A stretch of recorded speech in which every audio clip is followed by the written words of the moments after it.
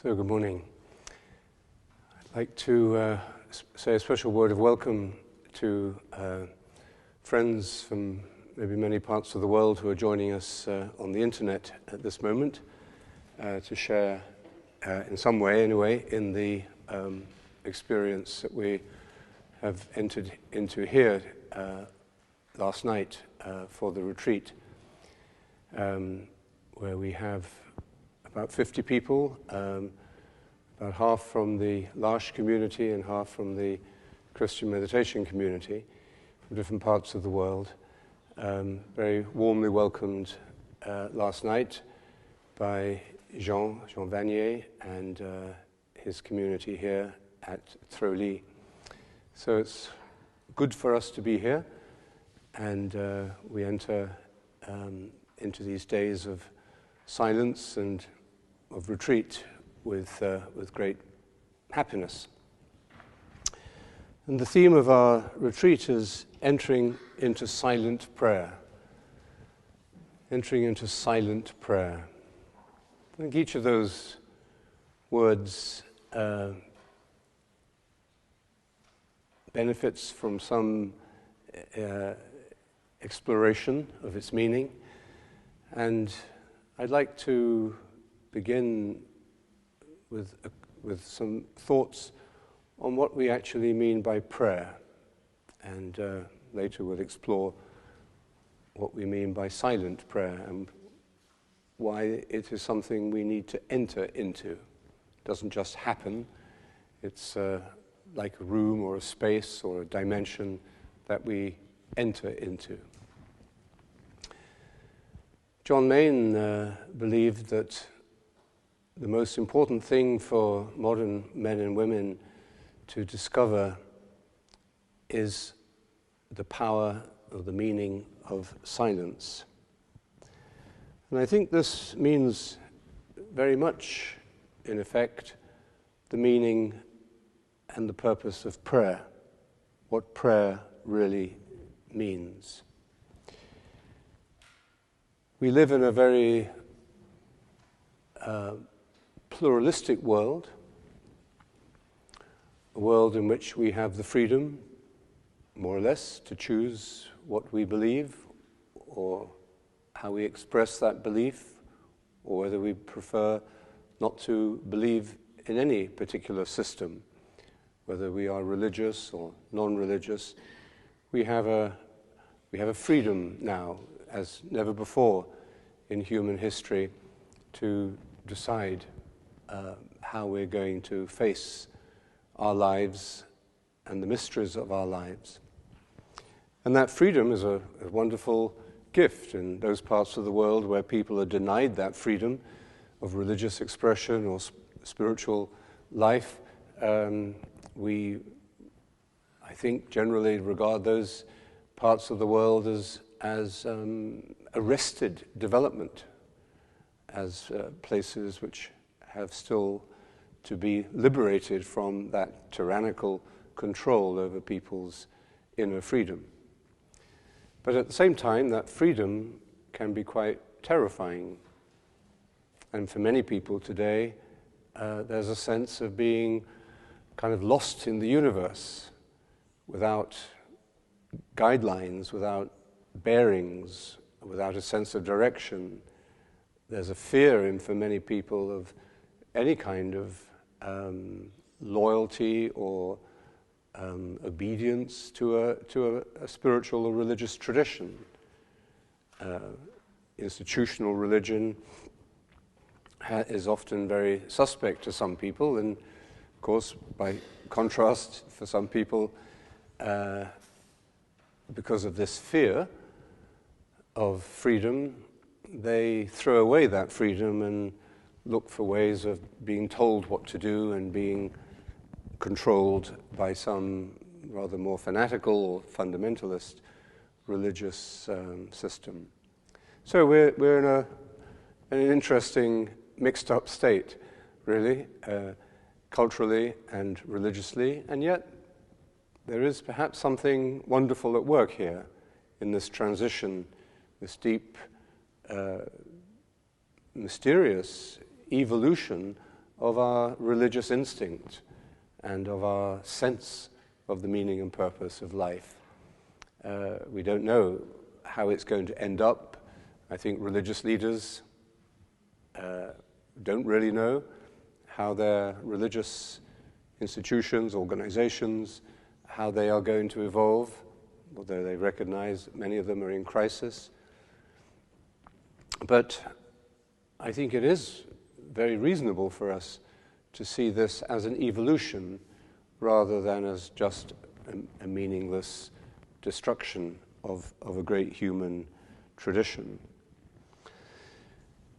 So, and looking at this question of prayer, what prayer means for us today, and later more specifically perhaps what silence means for us today, looking at silence and prayer is, I think, a very good way of getting some of our bearings again, of getting a sense of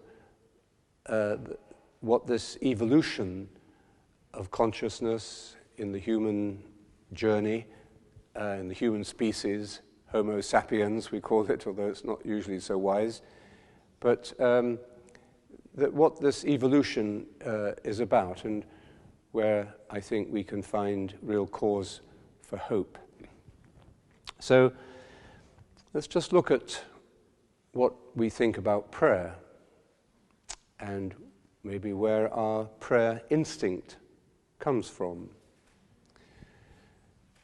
Many people would reject prayer in a secularized culture.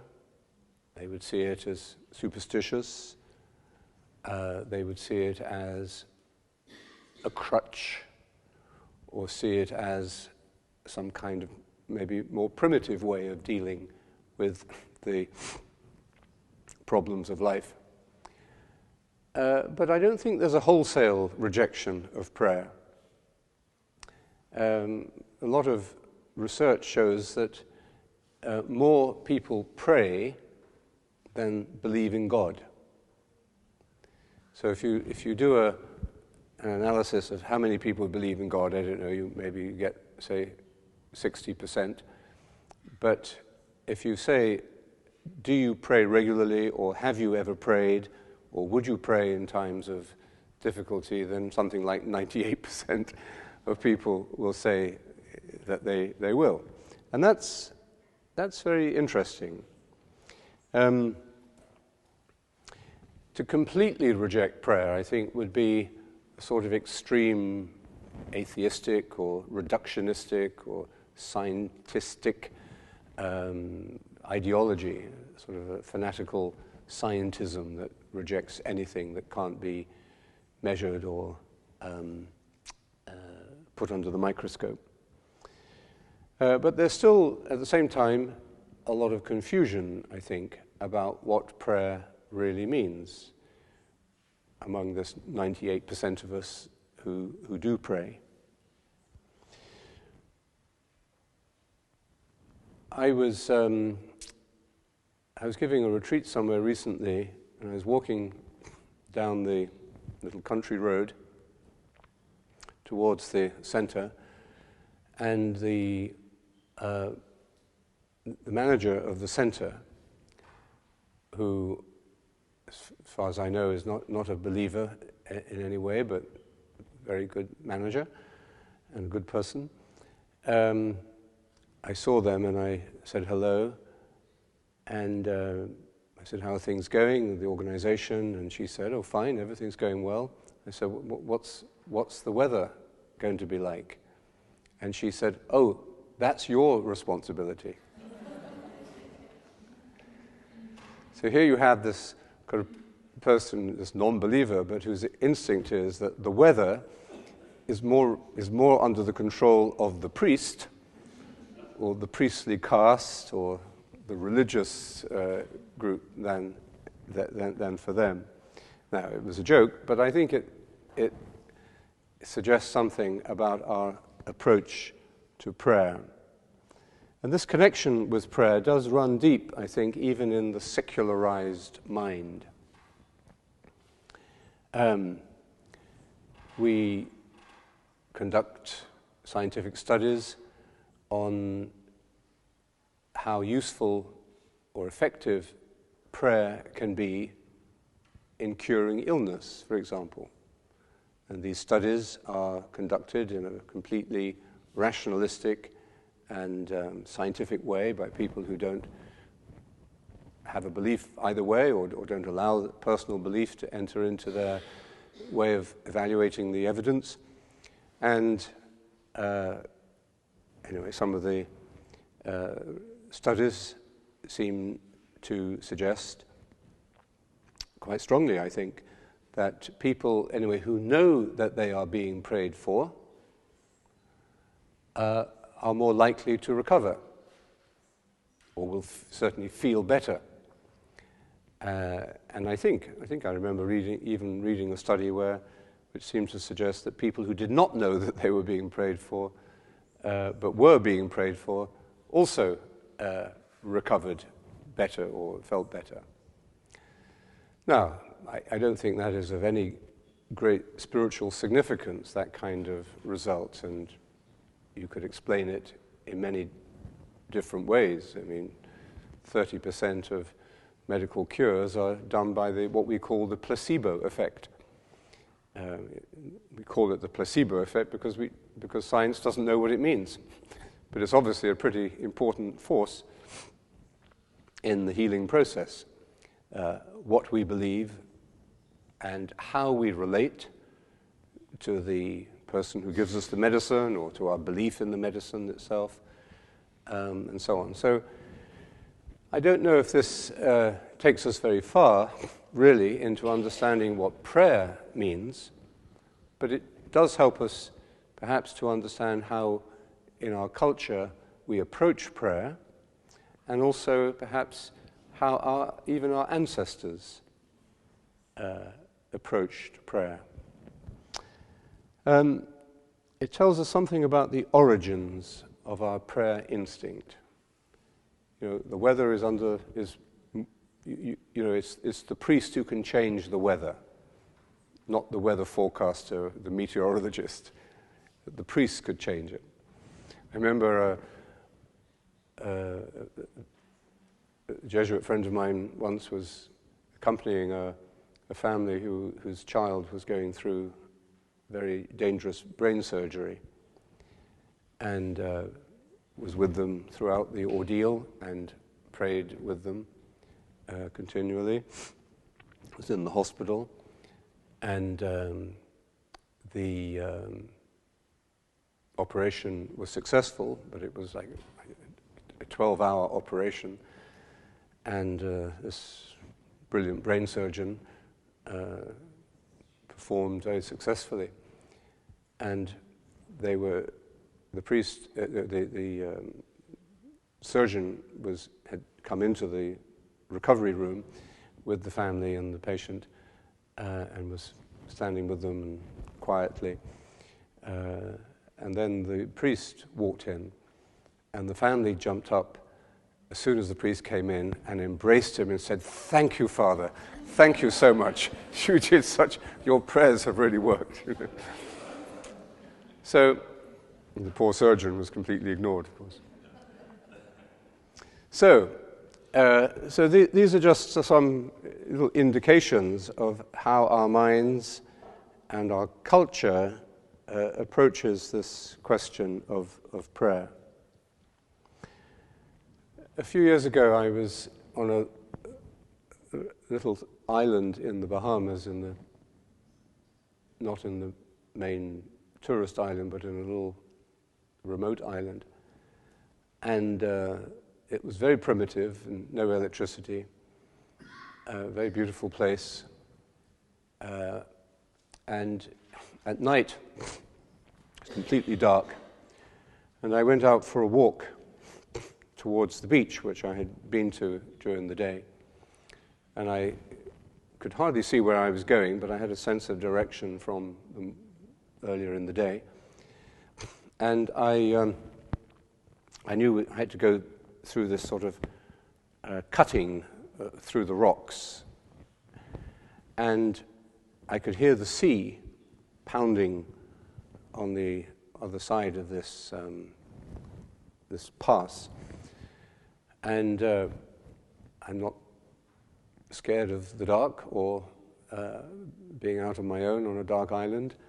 But as I walked through this pass, I suddenly felt this, and the sound of the waves, I felt this terror. And I don't know what it was fear of, but it was a very primal fear. I think it was the pounding of the sea, and then the sense of these cliffs on either side hemming in, and not being able to see where I was going, or how far or how distant the sea actually was. So it was very understandable. But what hit me was the force. It was almost like a physical force of nature, the sheer impersonality of nature.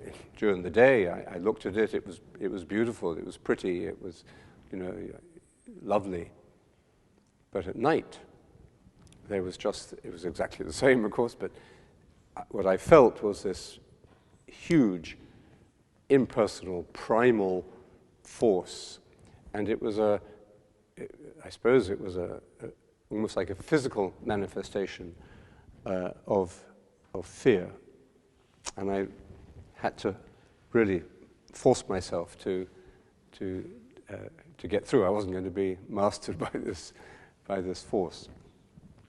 But it taught me a great deal, because as I say, I'm not usually a very frightened person in those ways. And what I think was most frightening about it was the encounter with the impersonality of nature. That it was so powerful, so immense, and, the human individual is just a grain of sand. We saw terrible pictures of this tornado in the States recently, which just totally devastated some little town and killed 90 or more people. Just this terrible impersonality. It would kill a child. It would kill an old person. It couldn't make any discrimination. And it's irresistible. We're totally powerless in the face of the force of nature. So it's both what it shows us about our own fragility and the fact that we are so subject to something so immense and impersonal. It's not as if nature was a personal force that we could negotiate with, but it was completely impersonal. So I think those are very deep reactions, even in our artificial environment world of today, and our obsession with protection, security, and health and safety, and so on. Nevertheless, we're still ultimately very vulnerable and very prone to this kind of fear. And we see this in the scriptures, in the ancient scriptures, in the Psalms. Your thunder was heard in the whirlwind, your lightning lit up the world, the earth trembled and quaked. But at your rebuke the waters fled, at the sound of your thunder they took to flight. So in many of the Psalms especially, we see this natural human, ancient awe in the face of nature, and yet it's dealt with through the idea of God. the pre-modern mind handles the horror of the impersonal physical universe by putting God in charge of it as an instrumental agent. So God can, anyway, control the whirlwind or the tornado. Now, it leaves the big question open if we think of it like that, of course.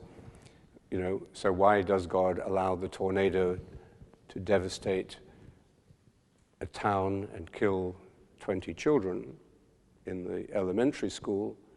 Why couldn't God have moved the tornado just half a mile away where it wouldn't have done any harm?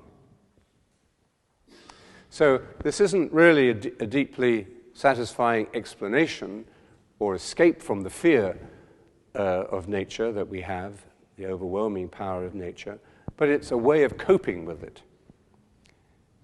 And if that fear is so deep and so great and overwhelming, then perhaps all we think we can do is cope, not really transcend it.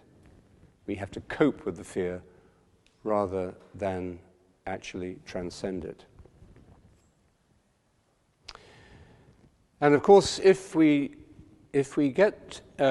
remain at this level of coping or explanation, that God is behind the tornado, then it's very easy for our image of God to become seriously dysfunctional,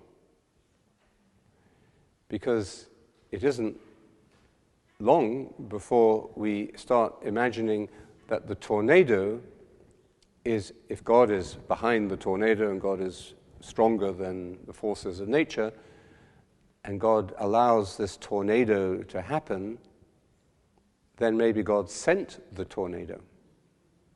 Maybe it is a punishment for us, presumably a punishment. It's not a sign of God's favor to send a tornado through your town and kill people. So we begin to anthropomorphize God, just as we because we cannot anthropomorphize nature, because nature is just resolutely impersonal. It could be a beautiful Caribbean beach one minute and a place of terror and darkness the next. So, but we imagine a God who has moods and who may be in a bad mood for some reason or other, or in a bad mood for us. So we become very much like children of a dysfunctional family or dysfunctional parent who can't really understand what these adult emotions are all about, why the parents are fighting, why they are drinking too much,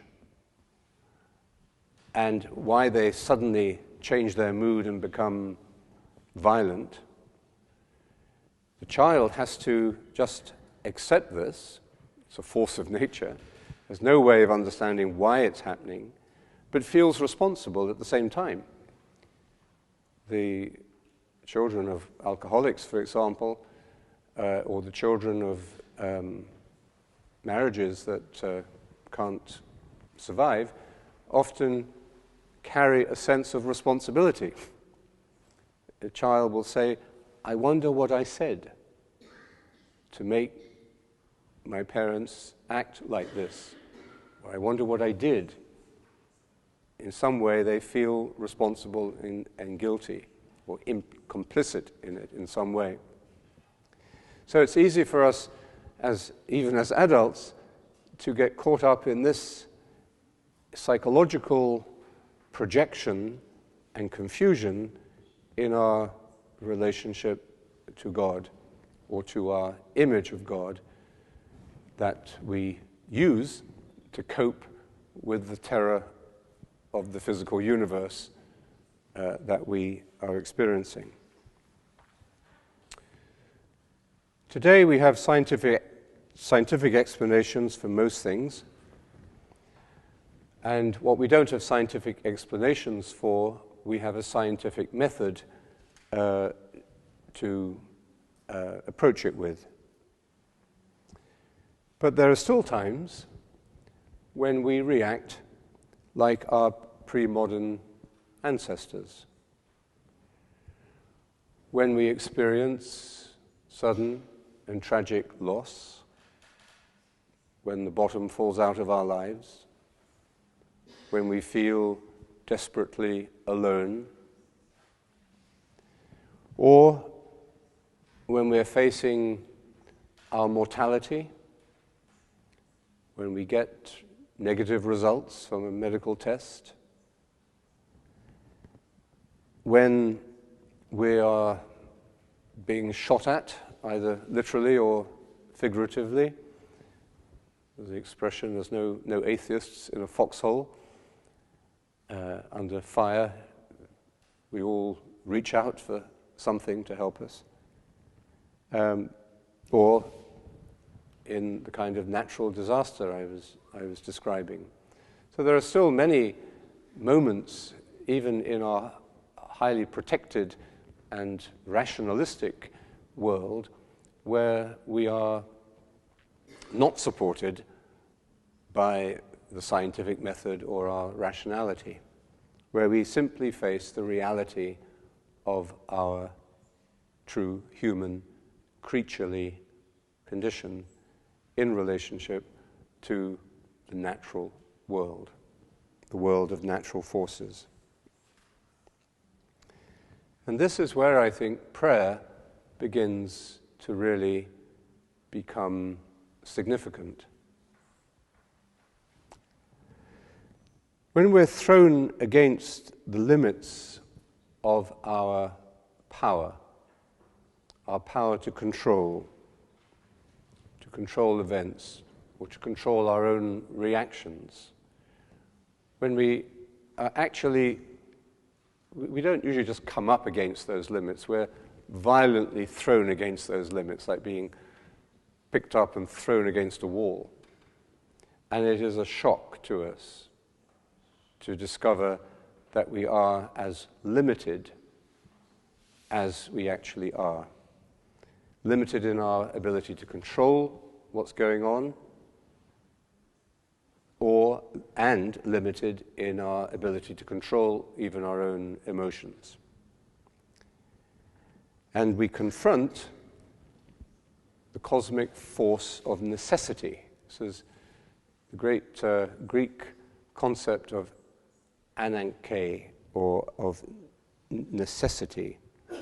And for the Greeks, she was the goddess of destiny, or of fate, and a very powerful goddess, because all the other gods in the pantheon respected and paid homage to necessity, to the god or goddess of destiny, because it's destiny in that system of belief that has ultimate control. And another word for the Greek word that we translate as necessity would be force or constraint. This is when you run up in your life against something so powerful that it is just holding you in its grip, and there's nothing you can do about it, and there's no way that you can control it or control your own reactions to it. So perhaps often this is identified with the laws of nature. You can't reverse the law of gravity. We are all going to die. We all suffer illness in some form or other. So it's really anything that we can't do anything about. When we run up against that, or we're thrown violently against that, we are exposed painfully to our own limitations and powerlessness. And of course, when we experience that, we're in a crisis. This is not how we live in ordinary life from day to day. You know, you're waiting for a bus and the bus is late. There's nothing you can do about it, but it's not so overwhelming, unless you're in a very damaged state psychologically, in which case you might go over the top. You see people at airports, highly stressed business people, or monks sometimes, who overreact, you know, when a plane gets delayed or something. But generally, in our protected sort of world, most days, we don't really encounter this sheer powerlessness. But at times, we all do, and we certainly all will. So it's natural in these times of desperation to look for a power higher than the one that we are confronting. We feel powerlessness in the face of fate, so there must be something we hope, or we would like to imagine, more powerful than the force that is rendering us powerless. And we are prepared to invent such a force. It could be a certain type of God, or it could be the God of science, or the God of the economy, or the God of an ideology. There's something that is not actually all-powerful, but that we imagine to be all-powerful, more powerful than the force that makes us powerless. So, is there something that controls destiny? That's where the human mind begins to drift into fantasy and to imagine things that don't exist. And Jesus seems to reject this very strongly. Jesus accepts his destiny.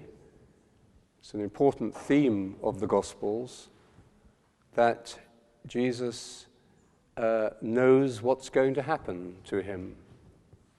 Maybe not in detail, but he knew the way things were going.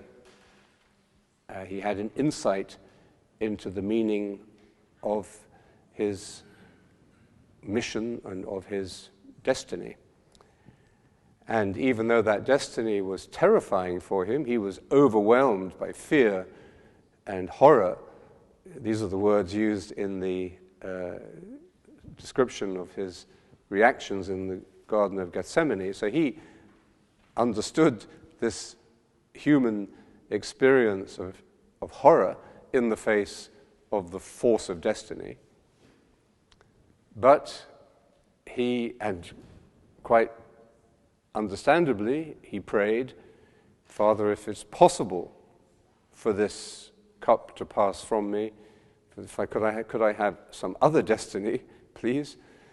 Then that's what I would like. But not as I will. That's the key word here. Not as I will. Not as the ego, which is really the part of us that is feeling this horror and terror. Not as the I, the ego, wills, but as you will. So Jesus clearly understood, as well as any other human being, what this feeling of powerlessness is all about. But he accepts his destiny. And on other occasions, he says that there are things when the disciples ask him for information or predictions about the future, when will this happen or when will that happen, he says, well, that's not for us to know. There are some things only the Father knows, the ultimate mystery. that we cannot anthropomorphize, although, of course, the word father is anthropomorphizing, really, has to be because we have to use language. But Jesus doesn't anthropomorphize God. And that's why in the Christian approach to destiny, to fate, to the human condition, it is not necessary for us, in fact, we are not permitted, in a sense, to anthropomorphize God, to deal with our problems, our horror, our terror. And the reason is we don't need to. We don't need to if we can see who Jesus is. That he is the human manifestation of God. So we don't need to anthropomorphize the Father, whom Jesus points us towards, the ultimate mystery beyond words or thoughts or images. So this, I think, begins to show us how the Christian can understand prayer. Not as a way of anthropomorphizing a God, imagining God in human terms or in terms stronger than the forces of nature. And although we know that praying to God isn't going to be the solution, the definite solution for telling the tornado to miss the town, nevertheless, we hang on to that understanding of prayer because it's the only way we can cope with our fear. But that's not necessary in the Christian vision of things. So, in the Christian vision, fate is not the highest power, but it's a pretty strong power, and we have to be realistic about it.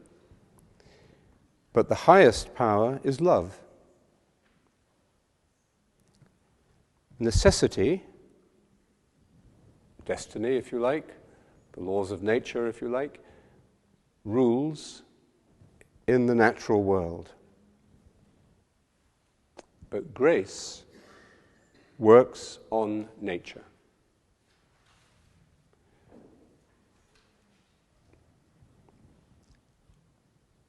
In the basic sort of thing of tenet of theology, Christian theology, is that grace does not destroy nature, but it perfects it. It doesn't destroy nature. So grace is not a way for us to manipulate nature, but it is a way for us to enter into a relationship with it in which nature, including our own nature, because we participate, of course, in the forces of nature, physically and psychologically even, is perfected. We don't need to go into all the abstractions about this theology, but this is what Augustine meant, I think, when he said, God perfects within us by cooperation what he initiates by operation. God perfects within us by cooperation, so we cooperate with it, what he initiates by operation. So we have operative and cooperative grace and so on. But the basic thing here is simply that there is something higher, if you like. We're not subjected hopelessly to the power of necessity, the power of impersonal nature. But, on the other hand, grace, which is the action of God in our lives, is not a way just of manipulating nature so that we get what we want. So again, we begin to see what prayer means. Meeting our limits in this way is part of our destiny. If we don't experience our human limitations in the face of time, of nature, the physical and the psychological laws of nature, then we can't grow. We remain rebels against nature, rebels against rationality. We become insane, or we become fantasists. So it's necessary for us to meet and understand, and of course accept, our natural human limits. There's only so much I can do. The most altruistic, saintly person, has their limits. They have to go to sleep at some point, and they have to eat. They have to go to the toilet. So if we can't accept our limits, we aren't real. And if we're not real, we can't be in touch with God. Knowing our limits is an essential part of self-knowledge for the human being. The Desert Fathers used to say that self-knowledge is more important than the power to work miracles. What a profound Christian and contemplative insight. We'd all love to have the power to work miracles at times, wouldn't we? And in fact, today in the technological world, we're seeing miracles all the time. Every new edition of the iPad or the iPhone 5, is a new miracle, little miracle. So miracles aren't so important.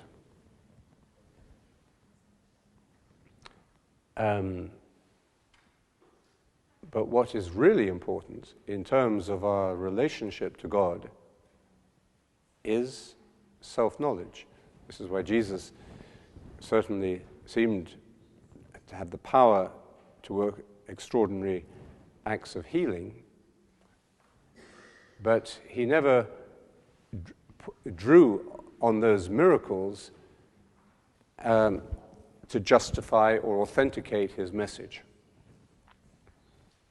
So in the Gospel of Mark, he's constantly telling the disciples, don't tell anybody that I healed this leper today, or this blind man, or the other. Don't publicize it. Don't go to the press, because it's not the most important thing in itself. It's what it, of course, it's what it tells us about Jesus that matters, rather than the miracle itself. So, if we are to know God, we must know ourselves. That's the basic truth of Christian understanding. And prayer is, therefore,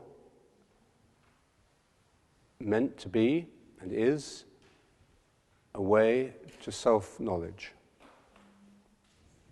Not a way of indulging our fantasy of control over the uncontrollable forces of nature.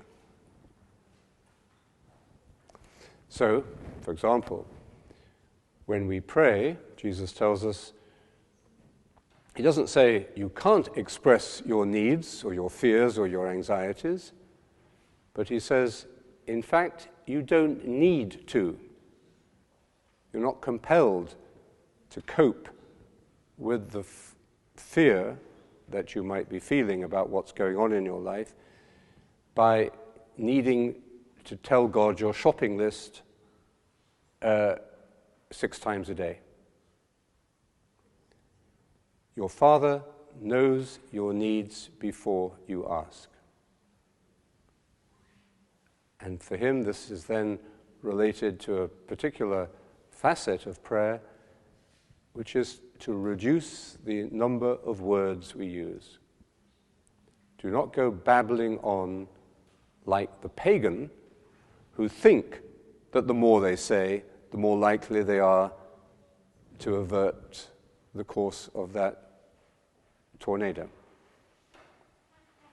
Or that they are going to use certain formulas of words which are going to influence these mysterious higher powers and control the forces of nature. Do not be like the pagan who babbles on using too many words, forgetting that the Father knows your needs even before you express them.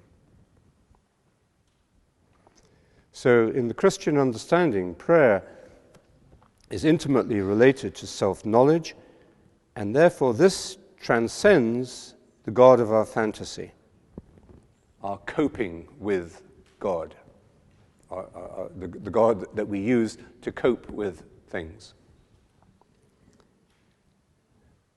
The power of God, St. Paul says, is manifest in human weakness.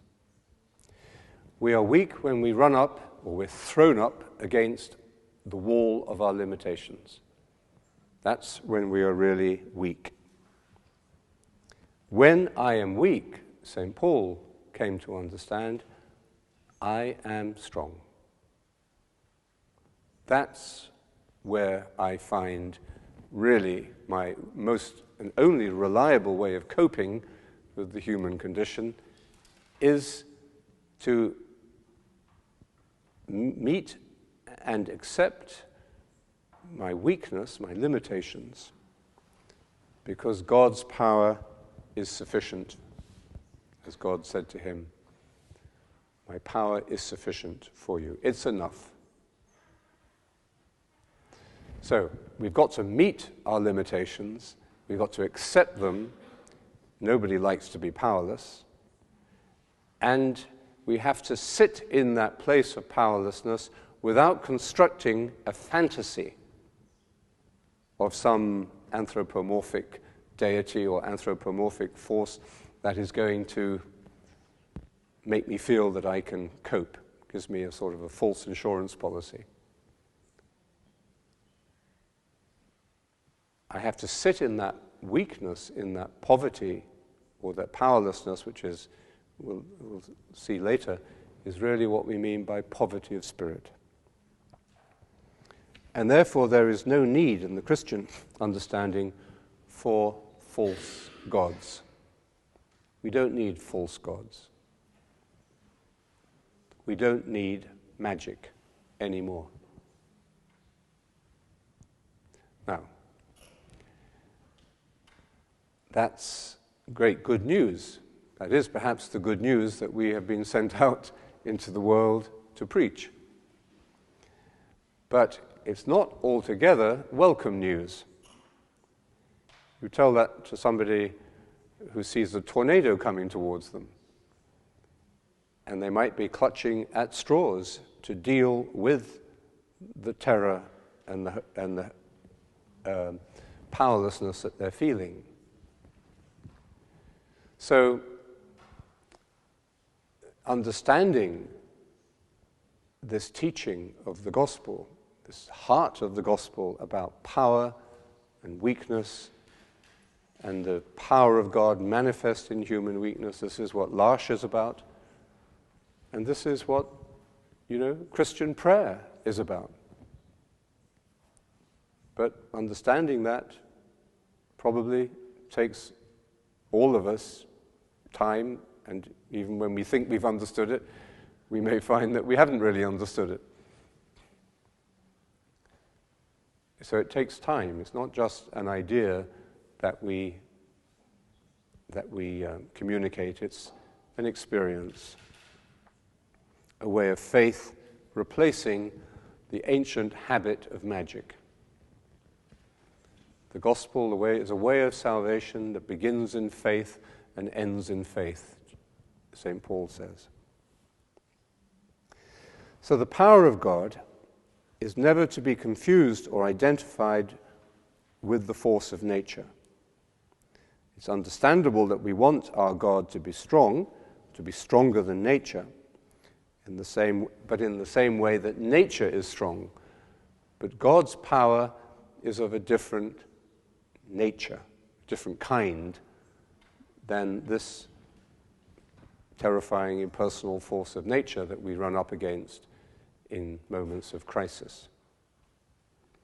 God's power, even the word that we use this word in our prayers in Mass, and it always seems wrong sometimes when we say Almighty and all-powerful God.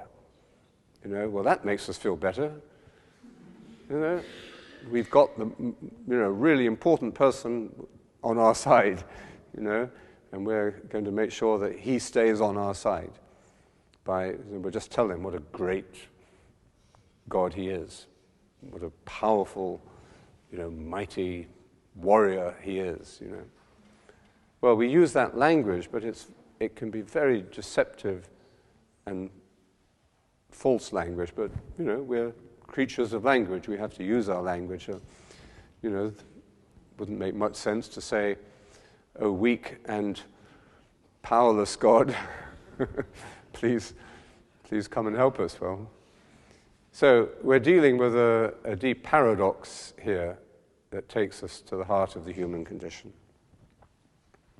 Let's end with this passage from the Gospel of Mark, the story of Jesus calming the storm. After a long and tiring time of teaching, we're told that day when evening came, he said, "Let us go over to the other side." And leaving the crowd behind, as he often does, leaving the crowd behind, they took him alone, just as he was in the boat. So just as he was tired after a long day or days of work. And they were caring for him. There were also other boats with them. It's an interesting detail. So what goes on in this particular boat during the storm that now starts, we don't know what the people in the other boats felt. Maybe they coped with the storm better than the disciples, because the disciples of Jesus usually get it wrong, don't they? The disciples are not particularly exemplary disciples. A fierce gale started to come up. High waves were breaking over the boat, so much that the boat began to fill with water. So here you are on the Lake of Galilee, one of these sudden storms. This is serious. This is not something you laugh about. The water is actually filling the boat and filling it more quickly than you can bail it out. And Jesus was in the stern of the boat, sleeping on a cushion. So they'd given him a cushion to rest. That's a nice little human touch. And he was fast asleep. The disciples woke him.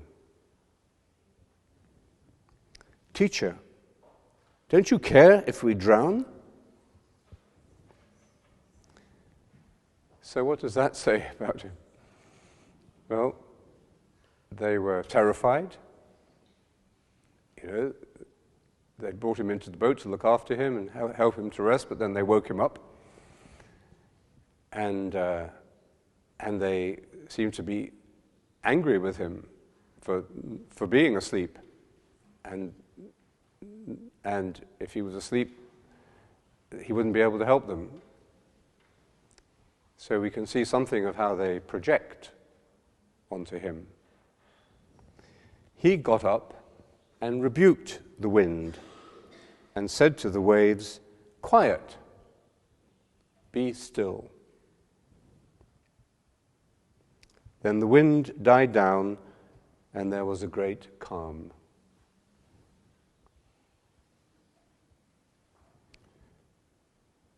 So we might see here not only a physical story with some historical event behind it, but also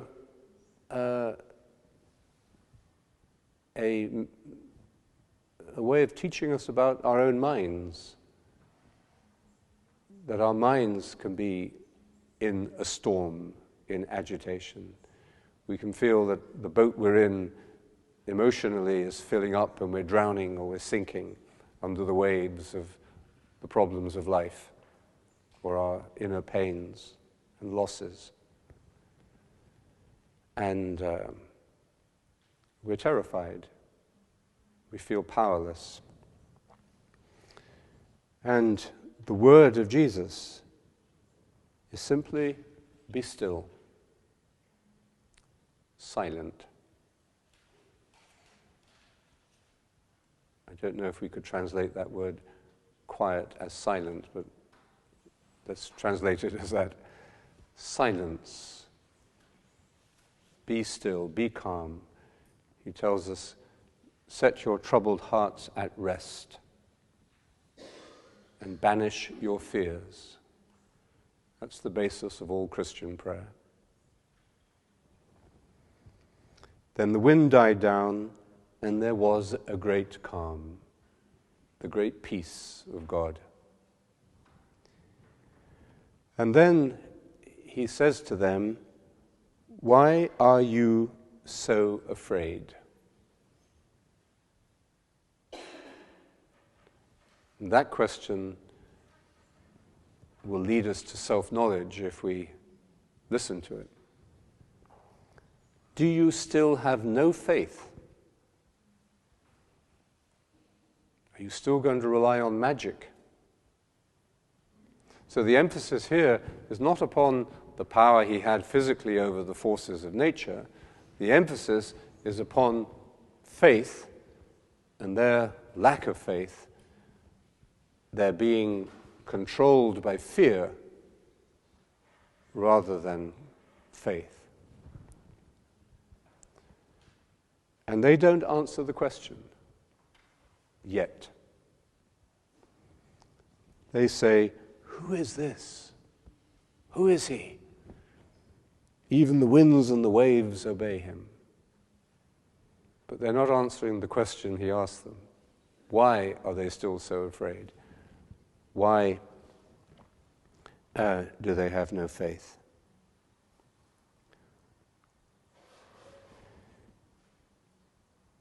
In this story, we see the strength of Jesus, but no force. He reveals the nature of God through a kind of powerful powerlessness. It's powerless because there is no force being used, no violence.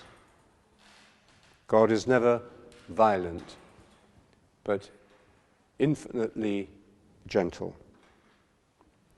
Nature, at times, can be terrifyingly ungentle, terrifyingly violent, and impersonal. But God, through our experience in faith, God is infinitely powerless in his gentleness. Never uses power over us, against us, never forces anything. And that's, again, takes us towards reflecting, as we will later, more into the mystery of prayer. That prayer is moving from being dominated by our fears of nature to experiencing the infinite gentleness of the true God.